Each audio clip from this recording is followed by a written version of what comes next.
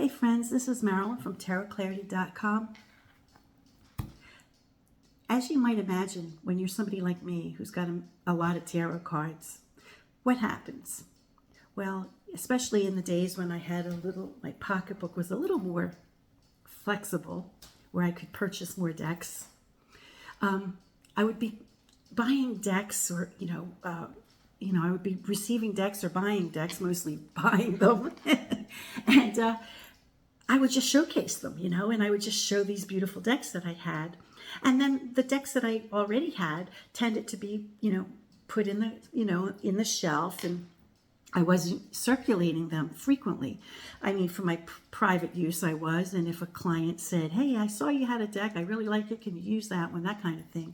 But for the most part, when I reach for a deck, I usually reach for I keep maybe 30 decks by my table here. And just for convenience sake, and those are the ones I reach to do a video. Well, the other day, or maybe it might have even been this day, I'm not sure when it was, when you'll see it, I used the Alejandro R. Rozan, the writer Marseille tarot deck, published by Artisan Tarot. And I did showcase it when when it first came out. And I might have used it a couple of times to do a few readings, because usually when I showcase a deck, then I also do a few videos where I showcase reading with it, showing how to use it or how it looks in a read. And then I put it aside and I didn't use it. And I'm so ashamed, because this deck is great. I did a signature spread the other day for you guys, and it looks so beautiful. It looked like a patchwork quilt, the way the cards looked, and I thought, wow, oh wow, I got to use this card more often. So now this deck is going to go put in the circulation at the table next to me, and I'll be reaching for it more frequently. So let me go off camera, come up with a question, and I'll be right back. One thing I want to mention, which I'm not sure if I pointed out in the video where I showcased it, I'm sure I did, but this has, the signature Artisan Tarot card quality, where we have linen. Can you see the linen? Front and back. And it's got the rounded edges. But look at how it shuffles. Oh, shuffles like a dream. This deck, just like all the Artisan decks, it's just a pleasure to shuffle. So I just thought I'd mention that. Okay, I came up with a question, as a matter of fact. And I've put it to the universe. I have a good question. I'm only going to do a 3-card spread for this one. I may do a signature spread later, though, because I love to show this deck off in the signature spread. But I was given this beautiful book by 2 of my grandchildren, my son and daughter-in-law. They have 2 kids. So it was a gift from the kids, and for my birthday. And it's this beautiful book of handmade papers. And it's coarse paper. It's thick. So it's not, I could use it for writing, like a diary or something like that. And I have several journal books that I keep concurrently, because when I pass on, I have 3 kids. So I've written in multiple journals, so there's plenty for all of them to have if they are interested in having anything. Maybe that's a little bit egocentric, and maybe they could care less, but it would seem like it would, the few things that I have of my parents where they notated something, I cherish those, even at the time, if I saw them, I was like, oh, nothing, but once they're gone, it just is something. And so I'm wondering what to do with this. Like, should I write in it? It's not the easiest paper probably to draw on, to sketch on. Certainly not with a pencil, with ink, maybe. So I think I'll probably use it for writing. And of course it will be, left for those children who gave it to me. It's only fair. But I thought I'd put to the cards, what should I use? What should I use this book for? Like, what should I have a topic? Should I have a theme? Now, it does say lovers. It does say lovers. So it could talk about, the love of my life or whatever. Let's see if the cards bear that out.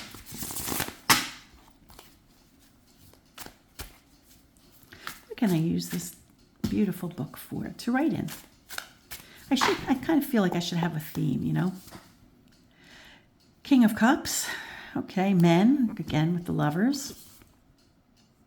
Judgment card. Tell the stories.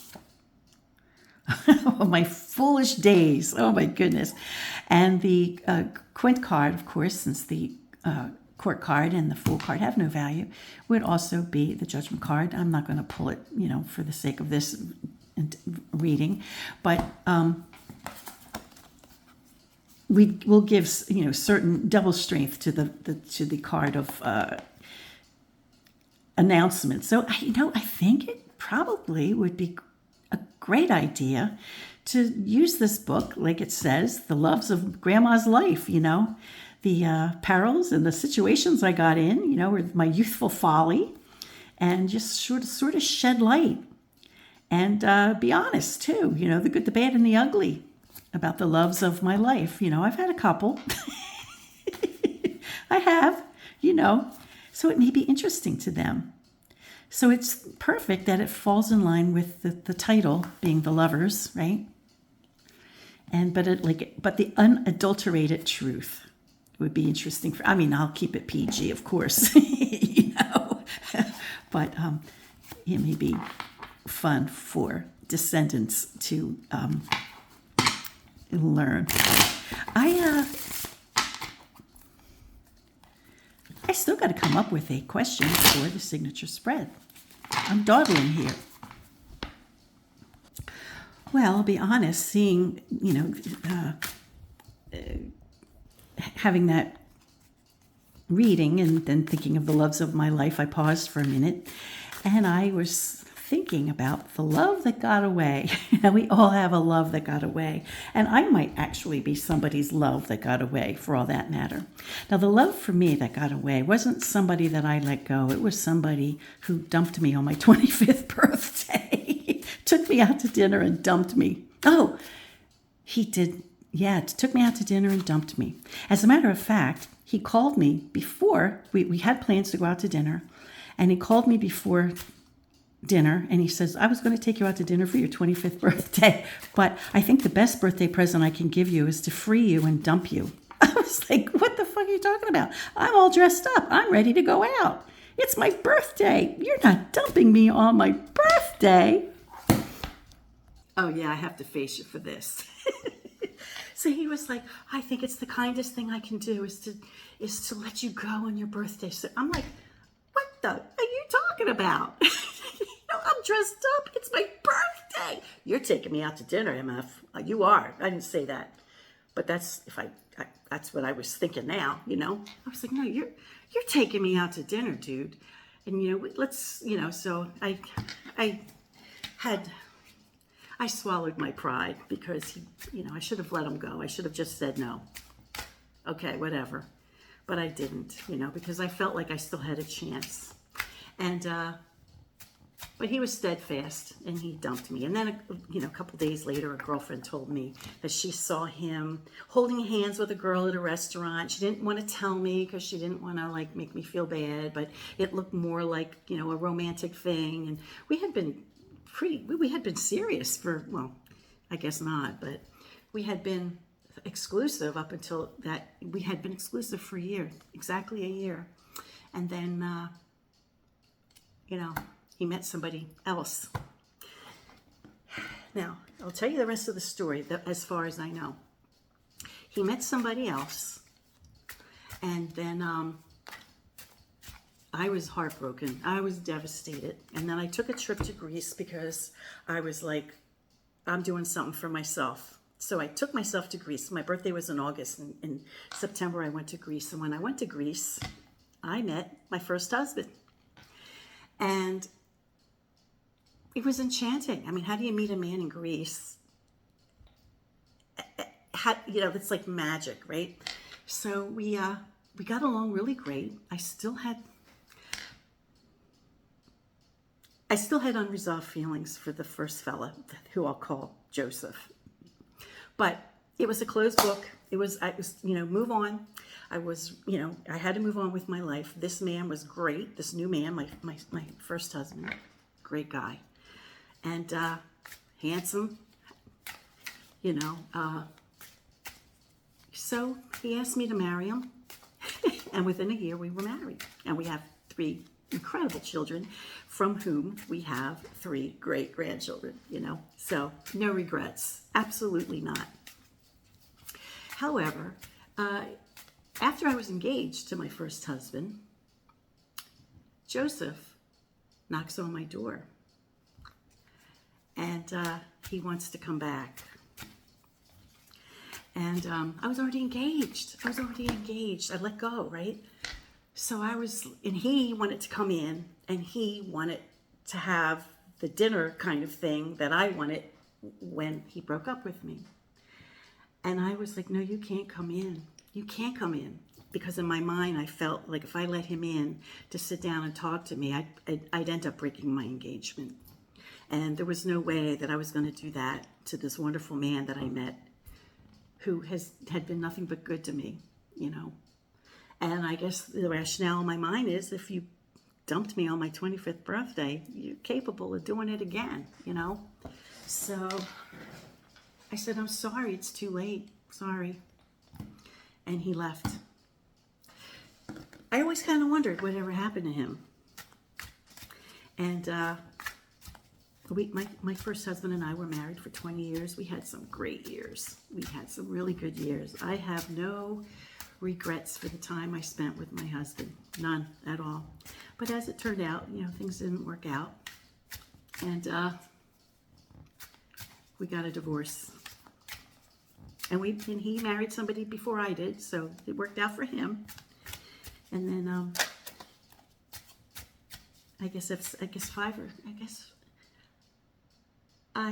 let's see. 2 years after my husband and I were divorced, I met my second husband, and then we dated for 5 years before we were married. So it was like 7 years between my first marriage and my second marriage. And but this question's not about either of them. Whatever happened? How did he end up? I'd be really interested to know how he ended up.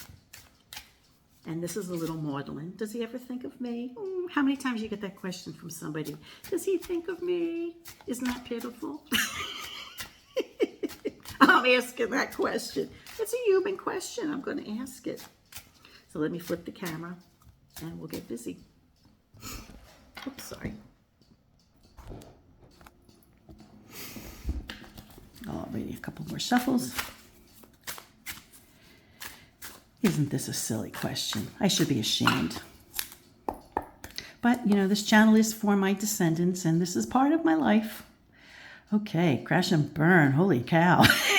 Okay, so we have 8 batons. Oh, that's not fire. Well, it is a fire sign, of course, but those aren't flames. Those are leaves, So, something coming to an end. I guess he was able to put an end to it in his mind. Ooh, maybe not. Maybe he regrets it. Ooh, so after it ended, maybe he had regrets. Okay, well, here's hope.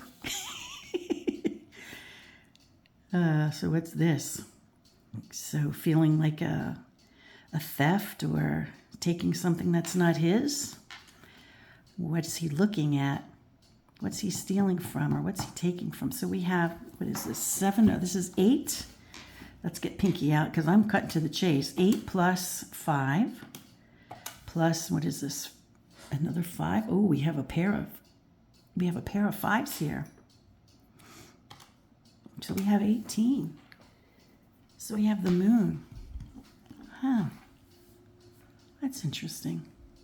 Okay, so let's see what else we got. Worked hard to be a success. There's no doubt that he's successful in my mind. He was all on a trajectory to be successful. He was. I'm sure he eventually earned his PhD because that's what he was on the trajectory for. At a medical school.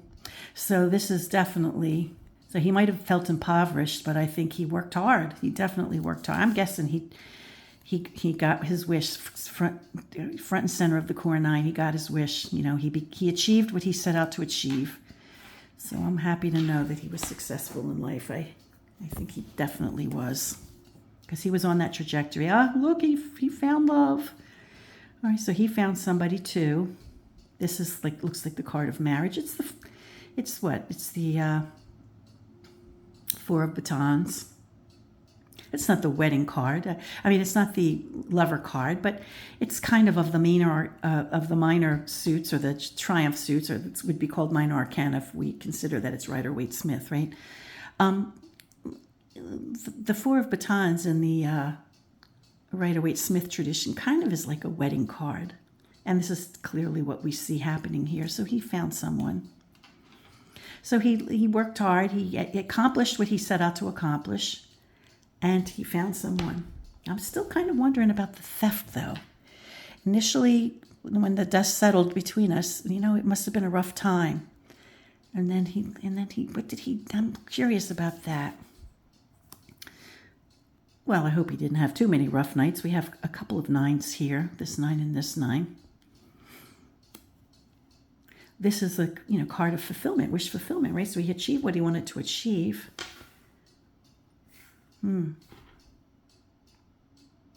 Maybe his life wasn't all that wasn't all great.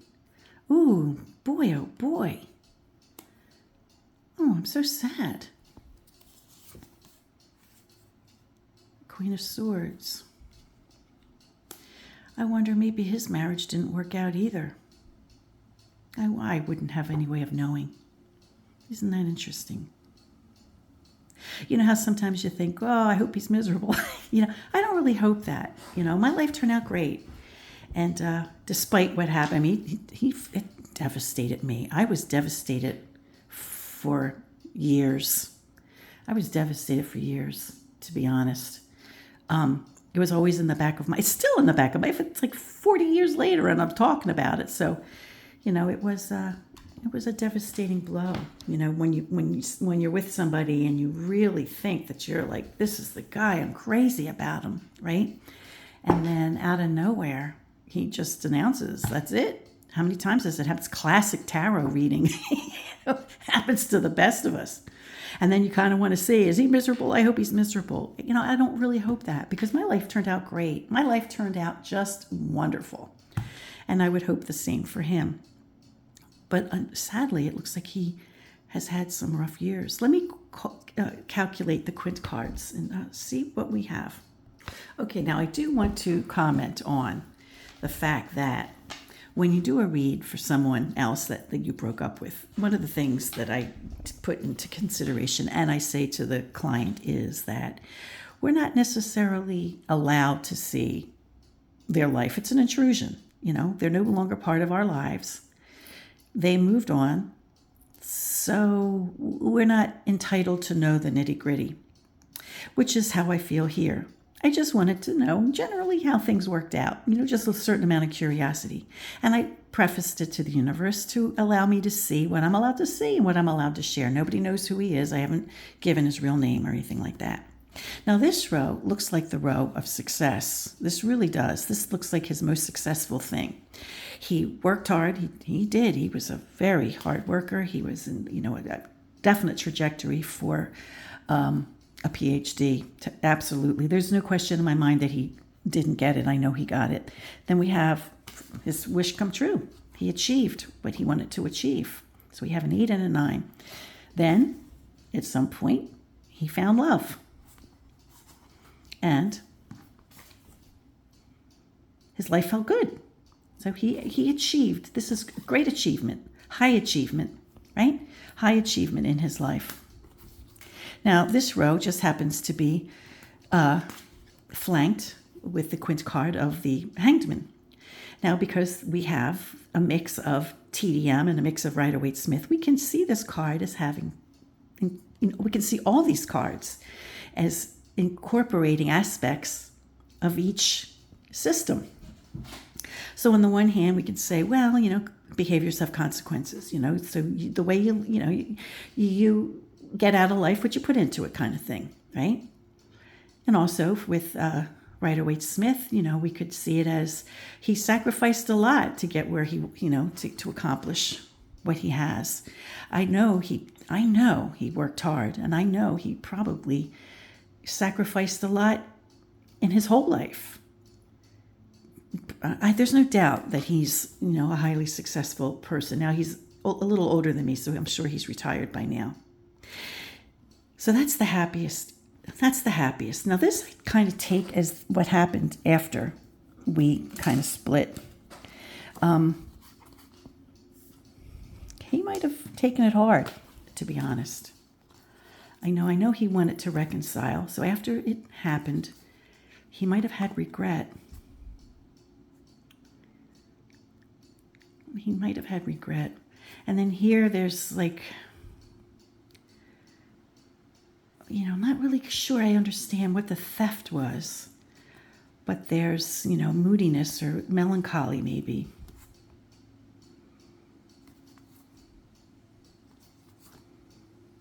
So I think this does describe, there might have been some regret here. But I'm not exactly sure what this shows. I'll have to ponder on that. This is something that I'll think of like later on after I've finished the video. And then this row could be later on in life. An aspect of his life, I'm wondering maybe if he had divorce, if he also was divorced, but things ended up okay. Maybe things ended up okay, but he, nobody who has a life that's perfect, who has a life that doesn't have ups and downs or trials and tribulations. So anyone who's been through a divorce could see the spread of cards. My life turned out great, and I experienced these things with my divorce. And this shows that things probably turned out just fine, but that he may have gone through a divorce himself. Well, that was interesting. Oh, and let's take a look at these cards again. The way they look is just so pretty. I think this was a quid card down here, down here, down here.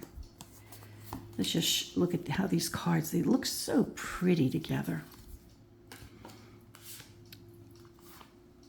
Don't they? This is such a pretty deck. I love how it looks with my signature spread. It's like a patchwork quilt, right? I'm sorry about. It looks so cool. That's a beautiful deck, really. I love how it looks, and I'm going to be using it more often. Until next time, friends, peace, stay well, be brave, and be kind.